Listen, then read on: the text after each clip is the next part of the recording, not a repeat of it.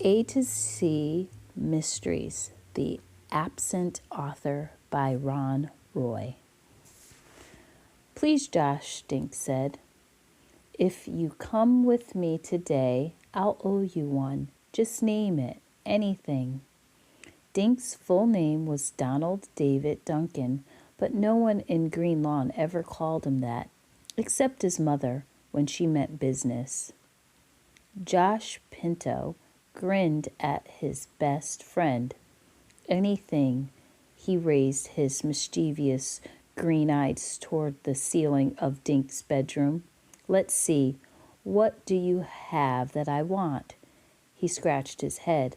I know. I'll take Loretta. Dink tossed a pillow at Josh. When I said anything, I meant anything but my guinea pig. Are you coming with me or not? I have to be at the booknook in 15 minutes. Dink rushed into the bathroom, tucking his shirt into his jeans at the same time. Josh followed him. Standing in front of the mirror, Dink yanked a brush through his thick blonde hair. Well, he asked, are you coming with me? What's so important about this writer guy? Josh asked, sitting on the edge of the bathtub. Dink turned around and pointed his hairbrush. Wallis Wallace isn't just some writer guy, Josh. He's the most famous mystery writer in the world. All the kids read his books except for you. If he's so famous, why is he coming to dinky little Green Lawn? Dink charged back into his bedroom. I told you he's coming because I invited him. I'm scared to death to meet someone so famous. I don't even know what you're supposed to say to an author.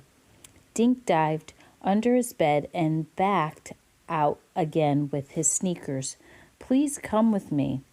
Josh leaned in the bedroom door. Sure, I'll come. You dope. I'm just trying to make you sweat. Usually you're so calm. Dink stared at his friend. You will. Thanks. I can believe Wallis Wallace is really coming. When I wrote and asked him, I never thought he'd say yes. Dink yanked his backpack out of his closet. Pack my books, okay? I'm getting Wallis Wallace to sign them all. Josh began pulling Wallis Wallace books off of Dink's bookshelf. Geez, how many do you have? Every one he's written. Dink sat on the floor to tie his sneakers. 23 so far. You should read some of them, Josh. Josh picked out The Poisoned Pond and read the back cover. Hey, cool. It says here that Wallis Wallace lives in a castle in Maine. Wouldn't that be neat? Dink grinned. When I'm a famous writer, you can live in my castle, Josh. No way. When I am a famous writer, you can live in my castle down in the basement. Josh picked up the riddle in the river. What's this guy look like? He asked. And how come his picture isn't on any of these books? I wondered about that too, Dink said. I sent him one of my school pictures and asked for one of him, but when I got his letter, there was no picture. He finished tying his shoes. Maybe Wallis Wallace just doesn't like having his picture taken. Josh squeezed all 23 books into Dink's pack. He grinned at Dink. Or maybe he's just too ugly. Dink laughed. Geez, Josh, you're ugly and you love having your picture taken. Ha ha. Josh picked up his drawing pad. But just because you're my best friend, I'll draw his picture at the bookstore. Dink looked at his watch. Yikes, he said. We have to pick up Ruth Rose in 1 minute. He tore into the bathroom and started brushing his teeth. How do you get her to come? Josh called. Dink rushed back into his room, wiping toothpaste from his mouth. You're kidding. Ruth Rose loves Wallis Wallace books. Dink slung his backpack over his shoulder. He and Josh hurried next door to 24 Woody Street. Tiger Ruth Rose's orange cat was sitting in the sun on the steps. Dink pressed the doorbell. Ruth Rose showed up at the door as usual.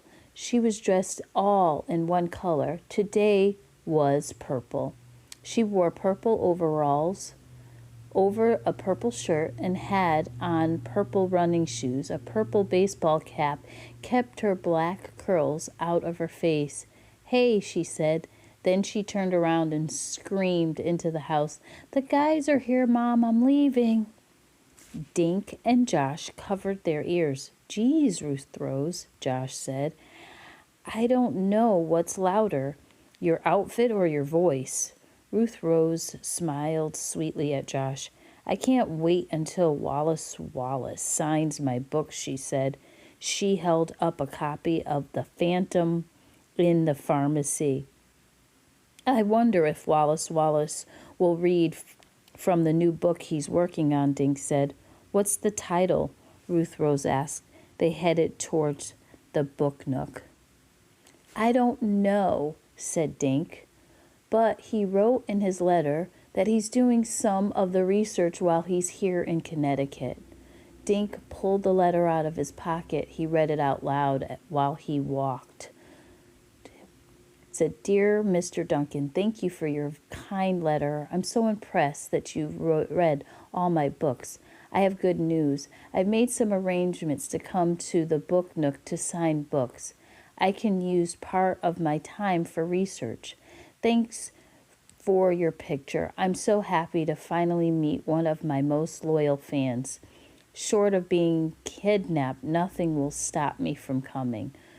See you soon, Wallis Wallace." The letter was signed Wallis Wallace in loopy letters.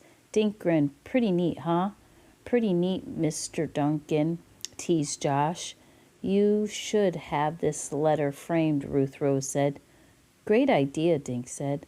They passed Howard's barbershop. Howard waved through the window as they hurried by. "Come on," Dink urged as he dragged his friends down the street to the booknook. They looked through the window, out of breath. The bookstore was crowded with kids. The booknook's owner, Mr. Patsky, had set up folding chairs. Dink noticed the most of them were already taken. Dink saw Mr. Patsky sitting behind a table. A big white sign on the table said, "Welcome, Wallis Wallace." But the chair behind the sign was empty. Dink gulped and stared at the empty seat. Where was Wallis Wallace?